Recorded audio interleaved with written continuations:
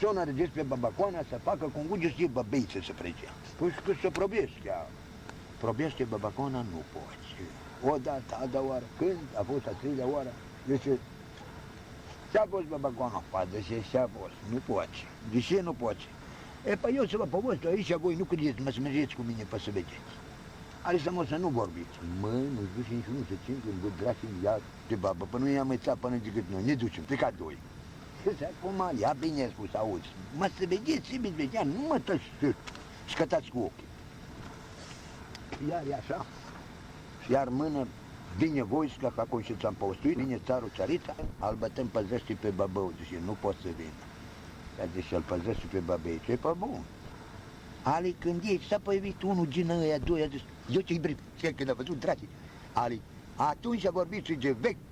Znači a căzut în loc. N-a căzut, numai gură nu mă iai, că de el a trebuit să tacă, bre. Mă taci când se spui, taci, tășierea nu-ți face pielea.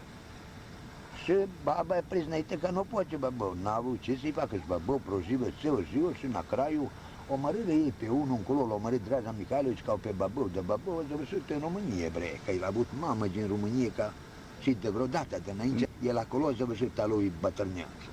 Numai să-i meterit de să nu mai alerge peste lumea, să bure lumea, numai și el l-a omorât Draza.